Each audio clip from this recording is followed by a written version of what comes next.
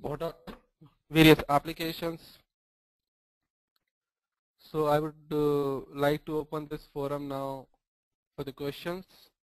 If you have any questions, please feel free to ask me.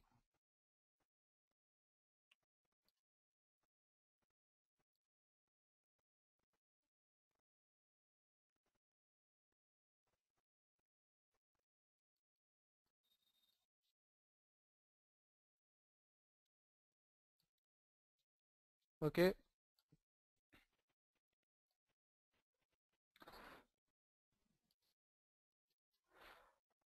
I have a, the question is why DVM is introduced in Android. Uh, the question is asked by Akshay. As we briefly discussed uh, during the presentation, uh, DVM is introduced in Android to optimize the current virtual machines.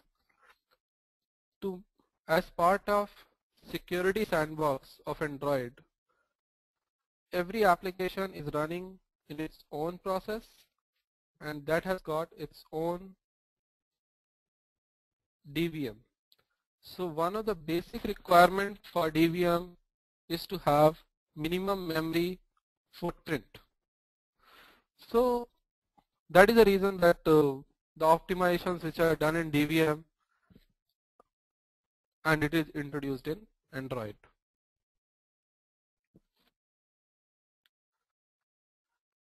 Okay, I have one more question here. Does it mean an Android application developer must have the knowledge of Java?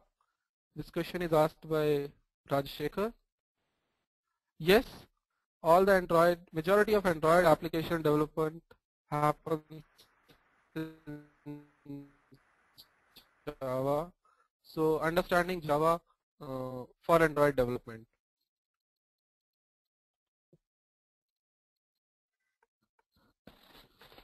Okay.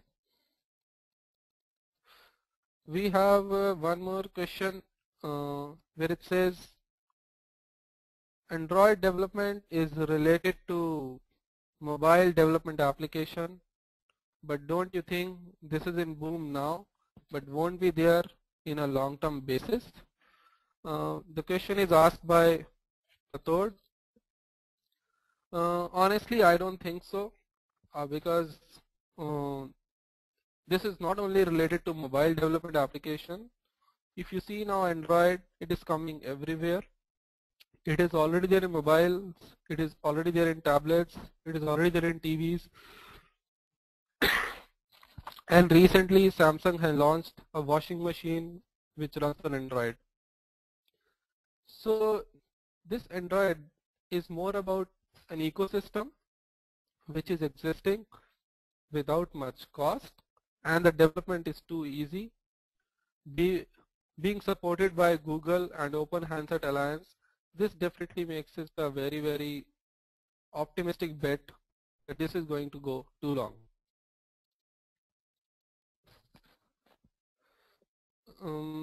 We have one more question.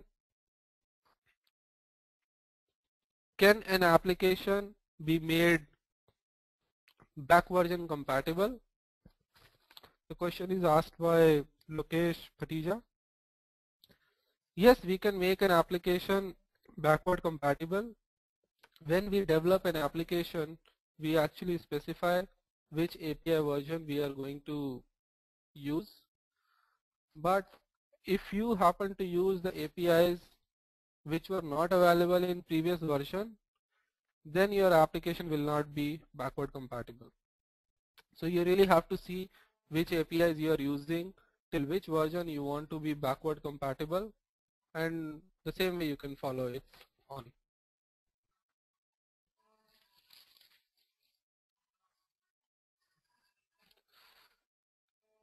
The next question is Java code has been converted into class files and is the same converted to DEX? If so, then what is the use of such a new conversion? This question is asked by Ajit. So the answer is yes, it is this .class file which is converted into .dex. As we already discussed that the .dex has done much more optimizations than what was there in .class files. The way pools are maintained in .dex file are different than the way they are maintained in DOS class. So this is an optimization on top of .class which helps. We have one more question. Which version of SDK should we use with Eclipse? So I think that depends which version of SDK you want to use with Eclipse, depending on what you are targeting at. So you can recently, if you are talking about mobile devices, Gingerbread still seems to be the one which is going.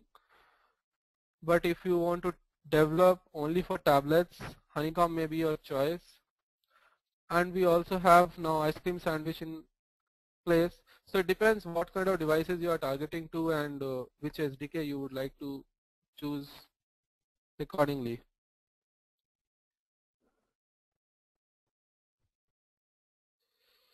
Okay.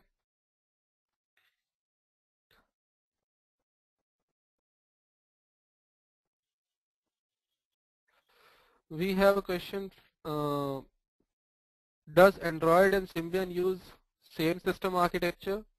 The question is from Santosh. Honestly, I'm not very sure because I've never got a chance of working on Symbian. The only thing I can say is like we had a brief about Android system architecture. So maybe the somebody who, I'm not sure if you have some idea about Symbian architecture, then someone who has worked on both would be a better person to answer this query. We have another question which says the first thing I feel happy about Android is the open source. Open source always has security issues. How does Android overcome it? Yes, open source has a variety of security issues. Now the key thing is that Android being backed up by Google and Open Handset Alliance, there is a lot of work going on from security aspects. But yes, we can never have maybe a foolproof solution without any hitches.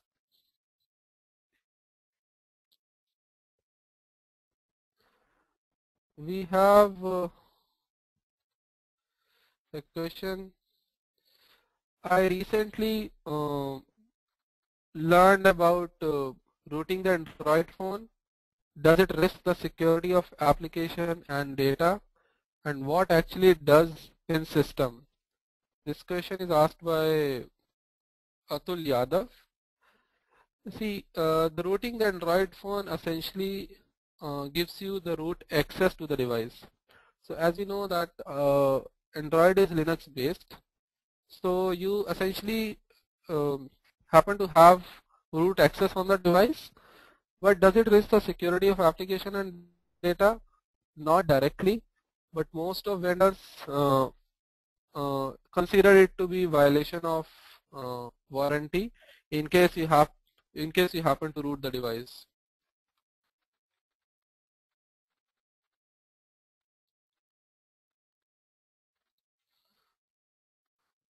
We have another question.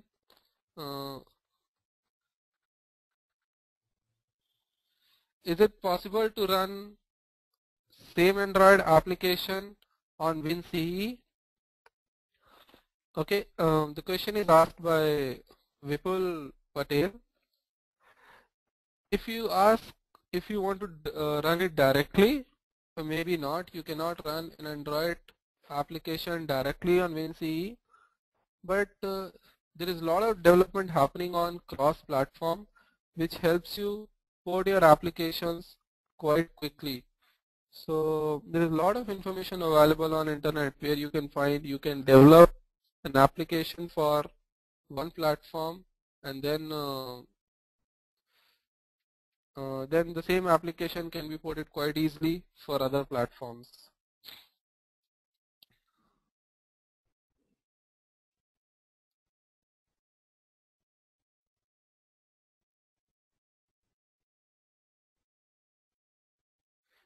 We have a question, can a service, not activity, be started through broadcast receiver? The question is asked by Lokesh Bhatija. Yes, definitely you can start a service. In fact, if you want, you can also start an activity from a broadcast receiver. But starting an activity from a broadcast receiver must be avoided, because user might still be doing something on the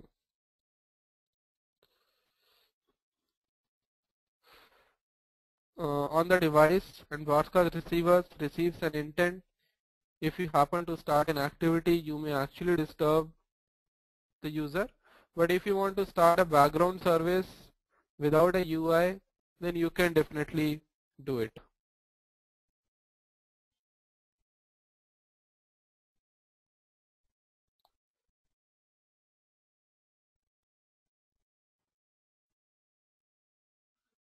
So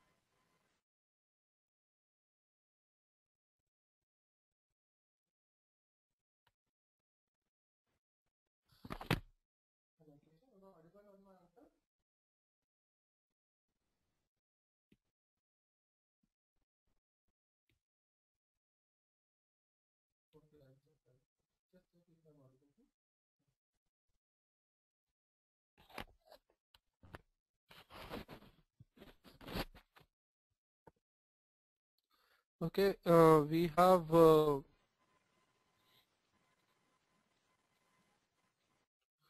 another question. Can a service, not activity, be started through broadcast receiver?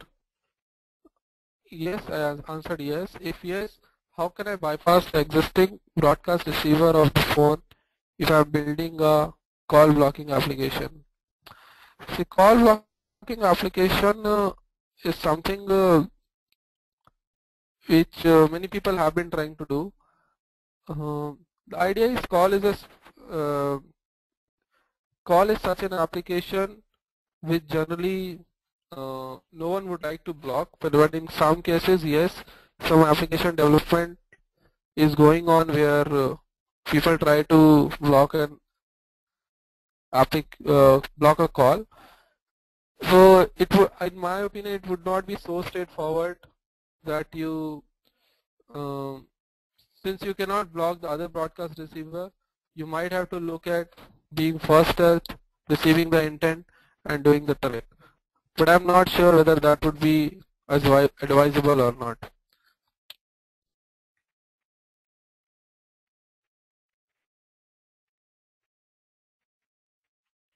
Okay, we have one more question. I'm developing an application for Gingerbread version of Android. Will it be compatible in ice cream sandwich or forthcoming Android versions? And why does Google name Android versions as snacks names? Okay, if you're working on Gingerbread, The idea is how well you are able to take care of the device finally it is going to run on. More or less it should run, but if you have not taken care of the UI properly, it may not give you the required effect as you may would like to have.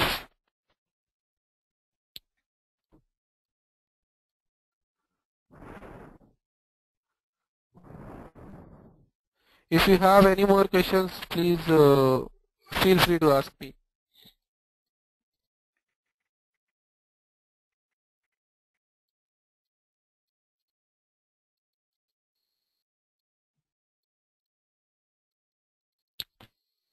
Okay, we have a question. What is the difference between content provider and SQLite database? Asked by Akshay Tadia. See, content provider is a mechanism using which you are going to access the database. So whenever an application wants to store or retrieve some data, it is going to talk to content provider. In fact, as we discussed, it is going to talk to content resolver, which is going to talk to content provider, and then that content provider might be accessing SQLite database internally.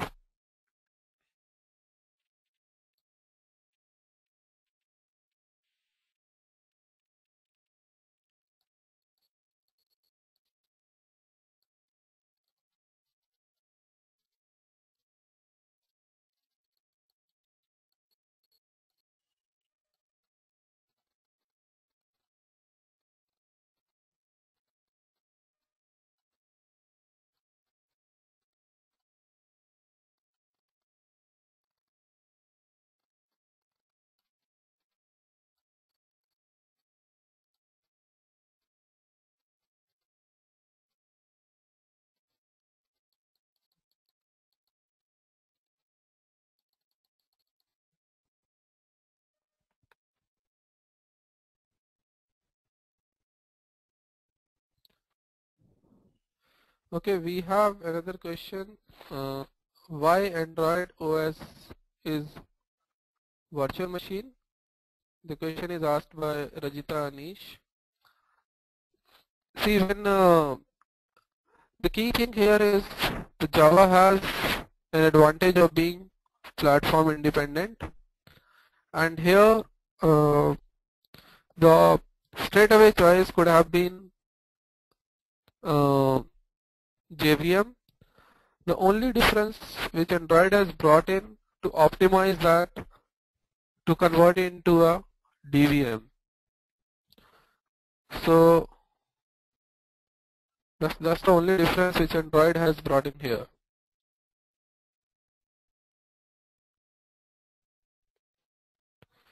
We have a question.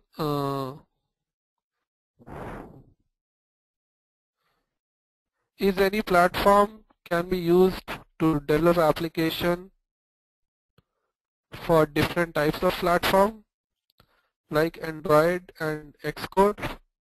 The question is asked by Yogendra Singh and Yaduvanshi. See, there are various platforms which let you develop application for multiple platforms like Android, Windows, etc. But I'm not sure about explicitly Xcode which of the platform would be able to help you. But there are definitely platforms which help you develop applications for different kinds of platforms. We have another question. Is there any guideline to make faster and lighter applications? The question is asked by Anand Mishra. See, when you are designing any application, the key thing, first things which we have to keep in mind with respect to Android is the UI issues, which essentially mean if your application has to run on different kinds of devices, different sizes of display, what all things you can take care so that your applications work properly. But if you want to really develop faster applications, you might choose to write native code instead of everything being in Java. You have something called NDK, which lets your applications talk to native code with JNI. Although this has been debatable whether these applications are really faster than the applications written purely in Java. So there is some kind of experimentation needed apart from just coding guidelines which you may follow to make your applications faster.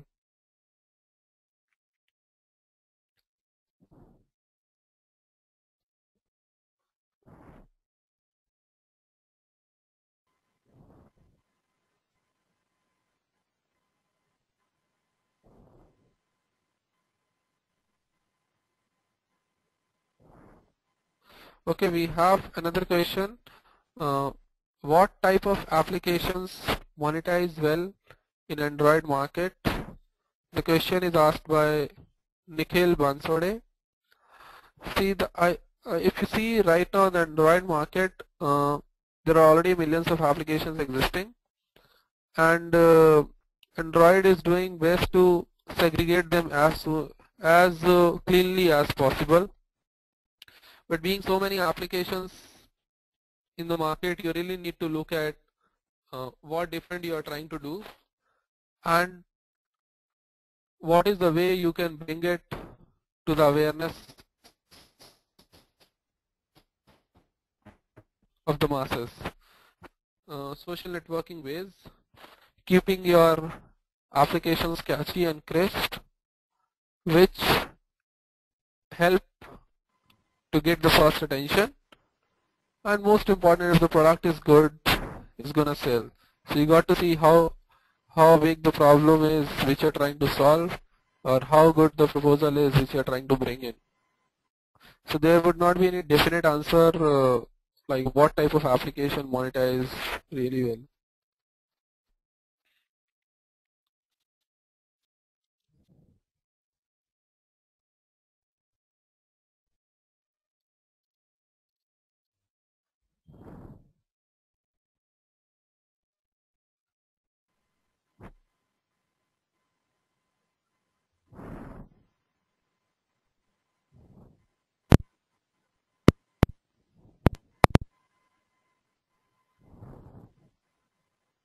Do we have any more questions?